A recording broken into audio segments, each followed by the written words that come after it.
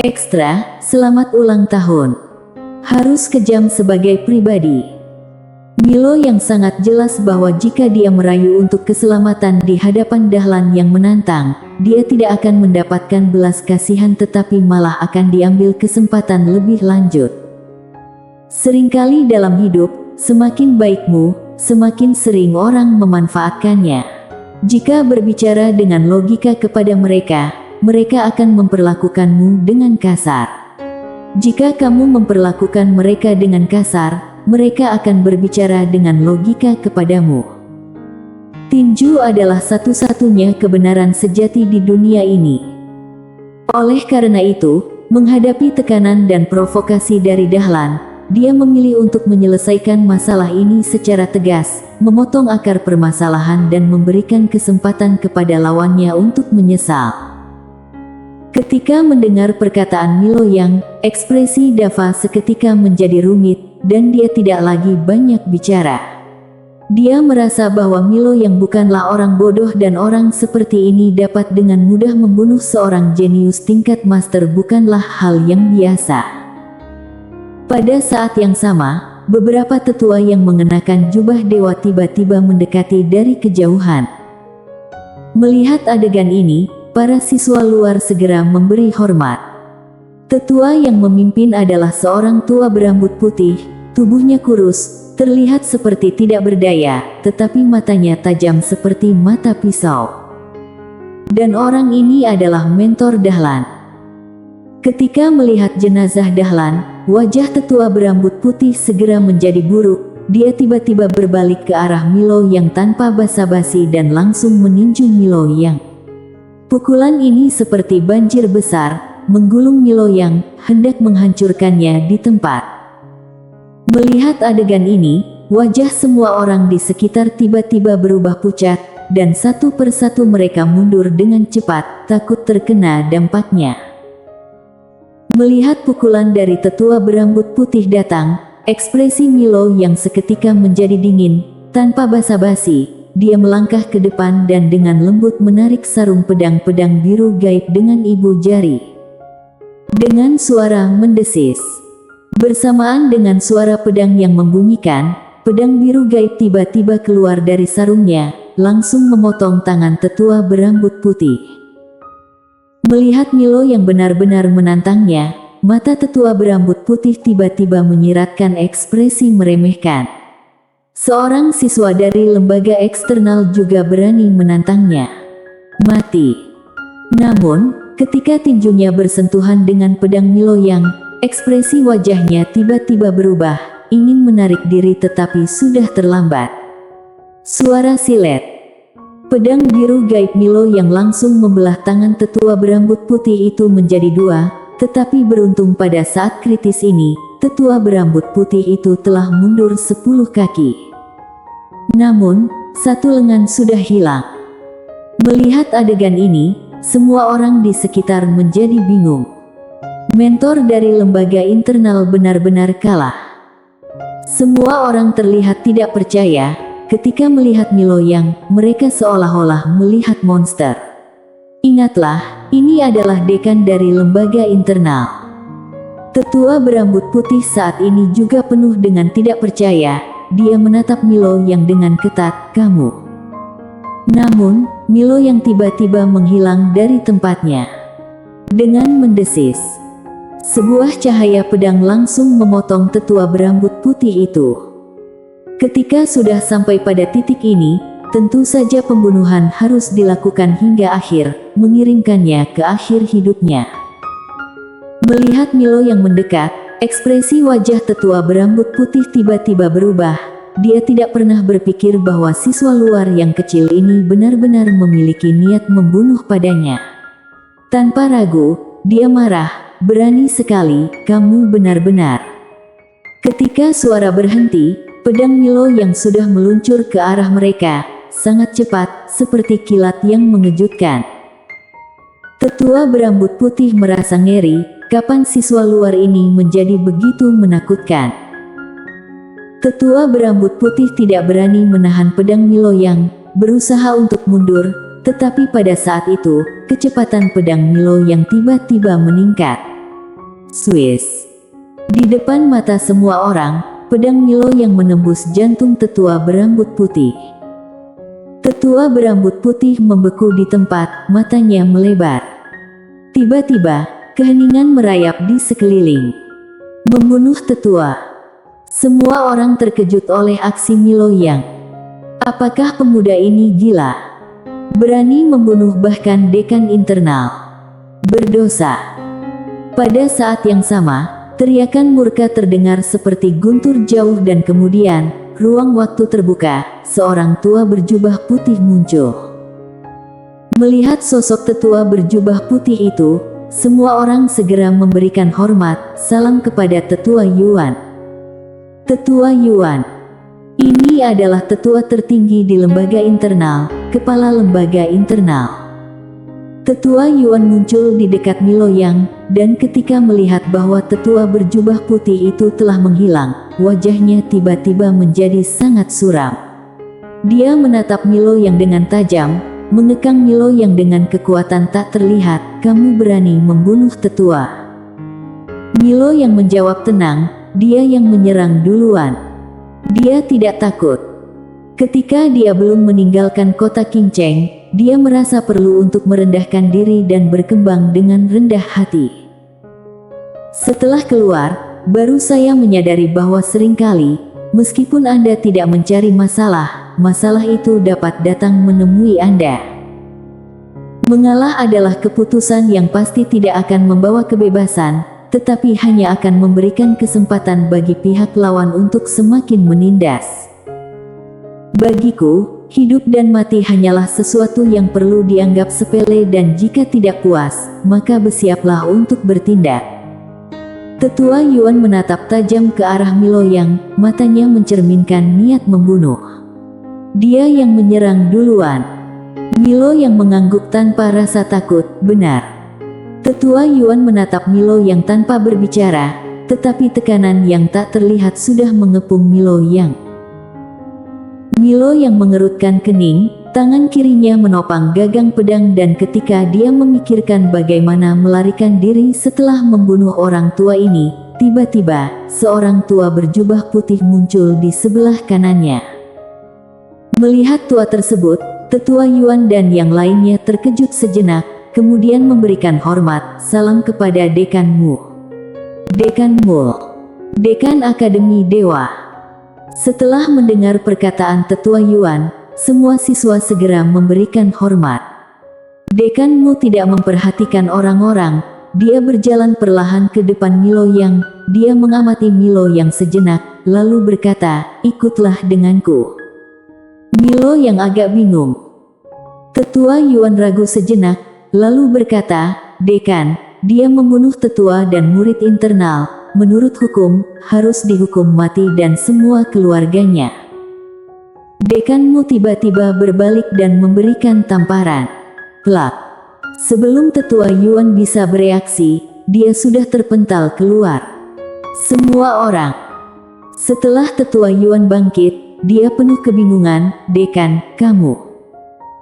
Dekanmu menghela nafas rendah, dia berjalan perlahan ke depan Tetua Yuan, kemudian menariknya ke samping. "Tidakkah kamu melihat dia sangat luar biasa?" Tetua Yuan. Dekanmu memandang Milo yang tetap tenang di kejauhan, ekspresinya kompleks, dan melanjutkan, "Mampu membunuh dekan internal pada usia 16 tahun, jenis jenius seperti ini, di seluruh Akademi Dewa, tidak akan dapat menemukan yang kedua. Kenapa kamu bahkan ingin membunuhnya?" Tetua Yuan tampak muram, "Dekan Gu, dia memang luar biasa, tetapi dia telah membunuh siswa dari luar dan dekan internal. Ini adalah kejahatan besar." "Dungu." Dekanmu berbicara dengan marah, jelas-jelas itu Dahlan dan mentornya yang menyerang duluan. "Bagaimana kamu bisa mengatakan bahwa ini salah Milo Yang?" Tetua Yuan kebingungan. Dia jelas memahami maksud dekanmu, bahwa dekan ingin menyelamatkan Milo Yang karena bakatnya yang luar biasa. Tetua Yuan ragu sejenak, kemudian berkata, "Dekan, orang ini adalah Milo Yang bertunangan dengan Ye Klan Lydia." Saat ini, calon kepala keluarga klan Huang, Malif, juga tertarik pada Lydia. Artinya, jika kamu ingin melindungi Milo Yang, itu berarti menantang klan Huang. Klan Huang itu adalah keluarga besar yang sangat kuat di dunia para dewa, bahkan Akademi Dewa sekalipun tidak berani untuk menantang mereka dengan mudah. Namun, dekanmu malah tertawa dingin, bodoh.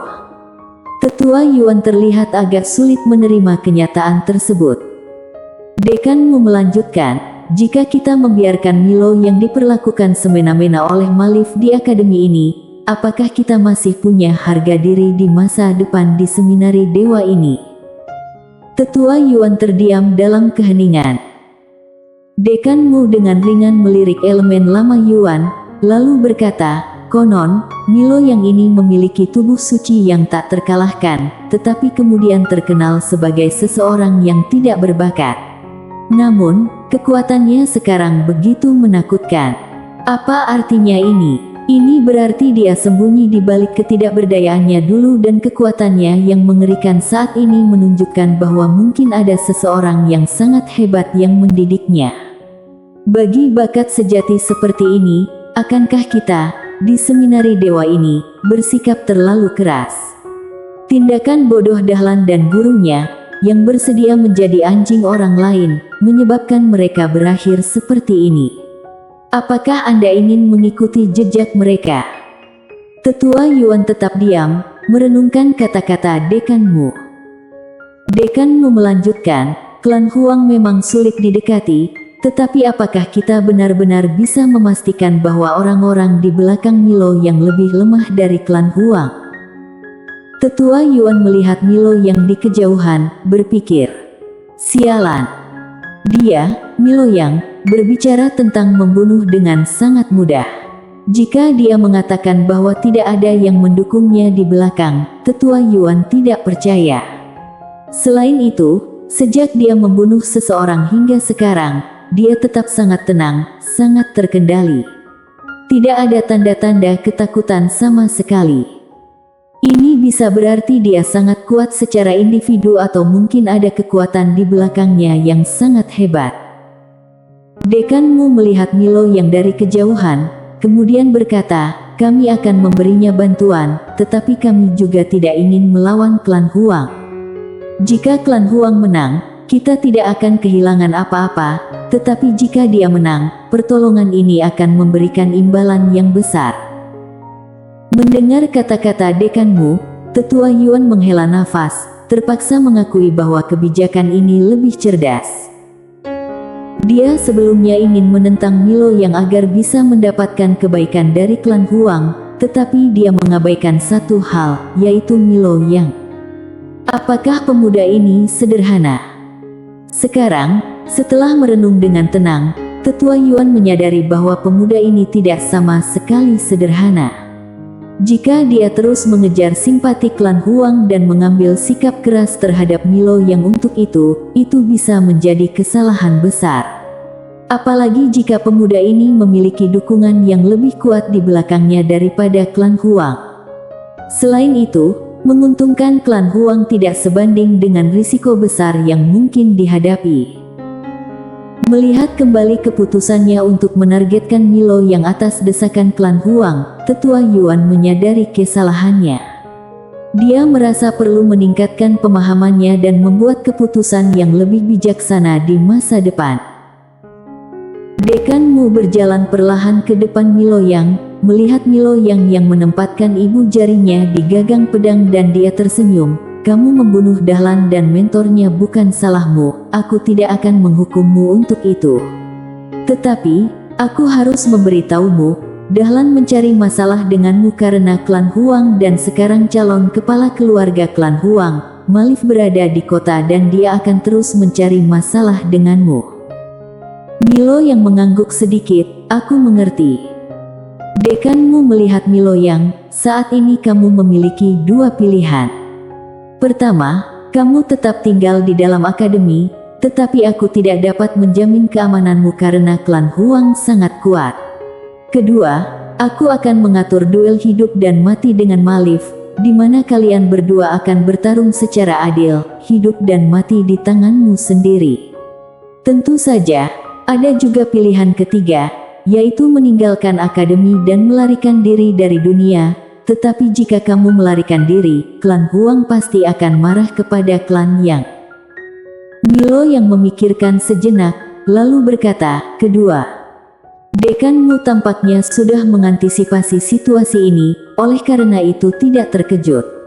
Dia mengangguk sedikit pada saat itu, baiklah, aku akan mengaturnya untukmu. Kemudian, dia sekali lagi melihat Milo yang, apakah kamu yakin? Milo yang menjawab, kita lihat saja. Dekanmu mengangguk sedikit, aku akan mengatur. Tidak perlu diatur.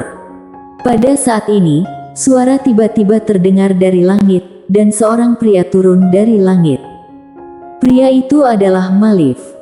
Melihat Malif, wajah dekanmu segera berubah suram. Dia tidak mengharapkan bahwa Malif akan datang dengan begitu bangga, seolah-olah dia sama sekali tidak mempedulikan seminari. Malif langsung mengabaikan dekanmu dan menatap Milo yang, wajahnya terhias senyum samar. Awalnya aku pikir Dahlan bisa menyelesaikanmu, tapi sekarang terlihat aku meremehkanmu. Dekanmu yang berdiri di sampingnya dengan cemas berkata, Tuan Muda Huang, masalah ini. Malif langsung berbalik untuk melihat dekanmu, jika seminari ingin melindunginya, mulai saat ini, seminari adalah musuh hidup dan mati kami dan kita tidak akan berhenti sampai mati. Mendengar kata-kata Malif, wajah dekanmu segera menjadi sangat buruk, sambil merasa marah di dalam hatinya. Dia awalnya berencana untuk meredakan situasi, tetapi Malif langsung mengunci jalan keluar untuk semua orang. Apa yang bisa dia katakan? Tidak ada yang bisa dia katakan. Dekanmu mendengus dingin dan mundur ke samping. Malif mengabaikan kemarahan dekanmu dan berbalik untuk melihat Milo yang, hari ini aku akan membunuhmu dan tak seorang pun bisa menyelamatkanmu. Oh, ya. Suara dingin tiba-tiba terdengar di lapangan, dan kemudian, ruang waktu di sekitar Milo yang tiba-tiba terkoyak dan seorang wanita yang mengenakan rok putih muncul perlahan-lahan. Itu Lydia. Melihat Lydia, ekspresi Milo yang tiba-tiba membeku. Dia tidak pernah menyangka bahwa Lydia benar-benar akan muncul. Melihat Lydia, Malif awalnya agak terkejut dan kemudian dia senang. Ternyata Lydia gadis ini juga di sini. Lydia mendengus ketika melihat Milo yang, kamu memanggilku Lydia juga. Tanpa berkata-kata lebih lanjut, dia mengangkat tangannya dan memberikan tamparan keras. Plok. Tubuh fisik Malif langsung hancur, berubah menjadi tumpukan daging dan darah yang semburan. Semua orang, Milo yang langsung hancurkan tubuh fisiknya. Malif terdiam sejenak, lalu wajahnya berubah menjadi marah. Kamu tahu apa yang kamu lakukan? Di belakangku adalah suku Huang. Lydia menatap klan Huang. Klan Huang, tunjukkan arahnya. Malif mengangkat jarinya ke langit, dunia tandus, kamu. Lydia tiba-tiba menarik tangan Milo yang berdiri di sampingnya dan tiba-tiba mereka muncul di tengah-tengah ruang bintang. Di kejauhan, tampak dunia tandus. Milo yang agak bingung, sementara itu, Lydia melambai dengan lembut dan sebuah pedang tiba-tiba terbang keluar dari lengannya. Boom! Seluruh planet dunia tandus langsung terbakar, di tengah-tengah alam semesta yang luas, seperti kembang api raksasa yang berkilauan. Milo yang tidak percaya. Satu alam semesta kecil, hanya lenyap begitu saja. Pada saat itu, Lydia tiba-tiba meraih tangan Milo yang dan berkata dengan lembut, selamat ulang tahun. Ini adalah kembang api yang kusajikan untukmu. Apakah kamu menyukainya? Milo yang bersambung.